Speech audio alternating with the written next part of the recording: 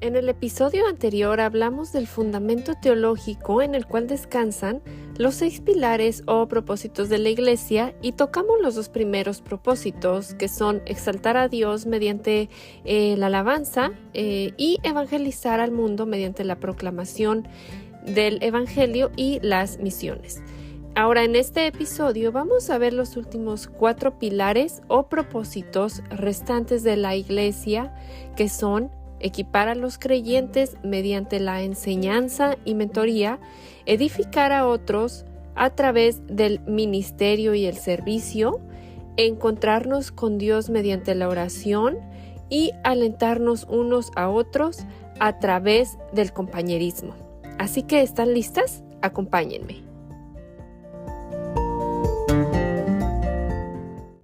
Bueno, comencemos con el pilar o el propósito número 3.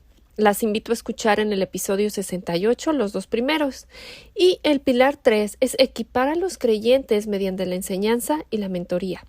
Esto lo vemos en textos como Mateo 28 del 18 al 20, cuando Jesús les dijo a sus discípulos: vayan y hagan discípulos de todas las naciones, bautizándolos en el nombre del Padre y del Hijo y del Espíritu Santo, enseñándoles a obedecer todo lo que les he mandado a ustedes. También lo vemos en Hechos 2:42, donde leemos que ellos se mantenían firmes en la enseñanza de los apóstoles. Nuestra labor no ha terminado en la conversión cuando una persona se convierte por la gracia de Dios, sino que parte de nuestra labor es moverlos a ser parte de la Iglesia, alentarnos a las disciplinas espirituales, el discipulado, el amor, a las buenas obras, etc. Entonces, equipamos porque entrenamos a estas personas recién nacidas de nuevo a hacer el trabajo de evangelismo, los enseñamos a cómo alcanzar a otros, a cómo ser obedientes, a entender cómo leer sus Biblias, cómo orar, cómo perdonar, cómo amar, a entender el llamado de Dios. Ahora, reconocemos que esto es obra del Espíritu Santo, pero nos edificamos los unos a los otros. Entonces, caminamos unos al lado del otro, mientras que Dios nos conforma a imagen de Cristo. Entonces, no es suficiente enseñar. Claro que esto es esencial, pero también caminamos juntos mientras el bebé cristiano, por decirlo de alguna manera, aprende a aplicar lo que enseñamos, lo que les estamos enseñando. Nuestra labor es ayudarlos a crecer, motivarlos al arrepentimiento, a perseverar. Entonces nos ayudamos unos a los otros, nos necesitamos los unos a los otros. El punto es reproducirnos, nos reproducimos. Y la pregunta sería: ¿en la vida de quién estás invirtiendo? ¿Y quién está invirtiendo también en ti? Entonces podemos reflexionar en estas preguntas. ¿En quién estoy invirtiendo?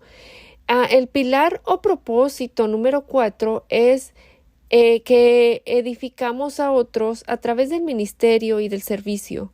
Y también lo leemos en Mateo 22:39, cuando Jesús les dice que el segundo mandamiento se parece a este: ama a tu prójimo como a ti mismo. Y también lo leemos en Hechos 2:45, que nos habla de que ellos vendían sus propiedades y posesiones y compartían sus bienes entre sí, según la necesidad de cada uno. Entonces, hacemos todo lo que Jesús nos ordenó para que otros se unan y también proclamen las buenas nuevas a las naciones. Esto también significa que tenemos que involucrarnos en la parte messy de sus vidas. Nos levantamos las mangas y les servimos. Dios los redime y nosotros caminamos a su lado. Les servimos, los ministramos para que en el poder del Espíritu Santo ellos mismos sean parte de la proclamación del Evangelio. Como la iglesia como la iglesia local, nos podemos preguntar si estamos ministrando a las personas, si estamos caminando junto a ellos para que den testimonio de Cristo. Ahora, el pilar 5 o el quinto propósito es que nos encontramos con Dios a través de la oración. Y también regresamos a Hechos 2:42, donde dice que ellos, los creyentes, se mantenían firmes en la oración. En Hechos vemos el modelo. Y si buscas la palabra oración en el libro de Hechos, la verás a través prácticamente de todo el libro. Por ejemplo, comenzando en el capítulo 1, leemos que todos en un mismo espíritu se dedicaban a la oración junto con las mujeres y con los hermanos de Jesús y su madre María. También en ese mismo capítulo leemos que oraron para elegir quién se quedaría en el lugar de Judas Iscariote.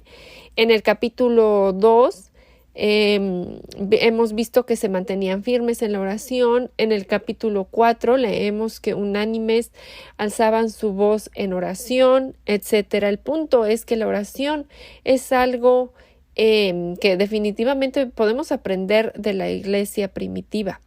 La oración estaba en el DNA de la iglesia y debe de estar de la iglesia primitiva y debe de ser estar en el DNA de nuestras iglesias locales. Y eso es porque lo vemos en la iglesia primitiva, pues amaban a Dios, y cuando tú amas a una persona, tú quieres hablar con esa persona.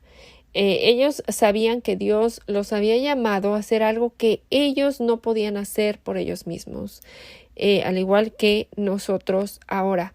Meditar en esto debería llevarnos también a asombrarnos, que el Creador de todo nos permita aproximarnos a su trono a través de la sangre de su Hijo y que Él nos escuche, que Él quiera una relación con nosotros. Eso es asombroso. Entonces oramos porque reconocemos que no podemos vivir separados de Él, que lo necesitamos para hacer la obra que nos encomendó. Y es parte central de la iglesia que seamos personas de oración. La oración es característica de una iglesia sana. Oramos por creyentes para que proclamen el Evangelio valientemente y oramos por personas perdidas para que sus corazones sean abiertos. Oramos por misioneros, por la familia de los misioneros, en fin. Tenemos prácticamente una vida de oración. El sexto pilar es animarnos unos a los otros a través del compañerismo. También en el libro de Hechos podemos leer del compañerismo de la iglesia primitiva. ¿Y qué es lo que vemos? Bueno, leemos que compartían comidas juntos y definitivamente, bueno, eso era parte del compañerismo, pero no era solo eso. La iglesia primitiva se reunía para adorar a Dios. Se reunían en tiempos difíciles cuando sufrían de persecución. Se animaban unos a otros a proclamar el Evangelio bajo circunstancias que podían costarles la vida. Lo que hemos hecho es que nos reunimos como iglesia, pero nos retiramos del mundo. En lugar de reunirnos como lo hacía la iglesia primitiva para adorar a Dios, evangelizar, discipular y para salir de las 4 paredes de la iglesia hacia las naciones, hacia mi vecindario, nos reunimos para salir renovados en el poder del Espíritu con el fin de proclamar el Evangelio. ¿Por qué? Porque, bueno, hemos estado ya juntos, fortaleciéndonos, como lo vemos en la iglesia primitiva, ¿no? Que se juntaban, se fortalecían unos a otros. Y entonces nos fortalecemos y por el poder del Espíritu Santo es que vamos y salimos y hacemos el trabajo de evangelismo. Ese es el compañerismo que vemos en el Nuevo Testamento. Por supuesto, incluía comida definitivamente. No hay nada de malo en eso. Pero si lo único que hacemos gira alrededor de la comida y solo se queda en las 4 paredes de la iglesia y no salimos de esas 4 paredes renovados para seguir trabajando en la gran comisión, entonces nos estamos perdiendo de algo.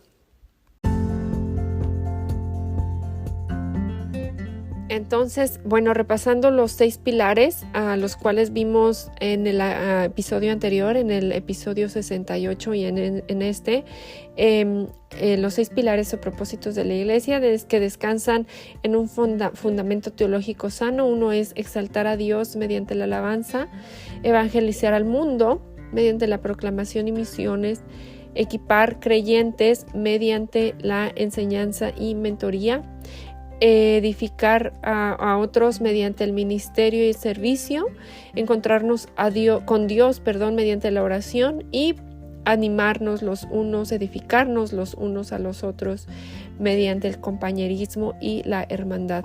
Y pues bueno, nos vemos la próxima semana, si el Señor nos permite, con el último episodio de la temporada 2.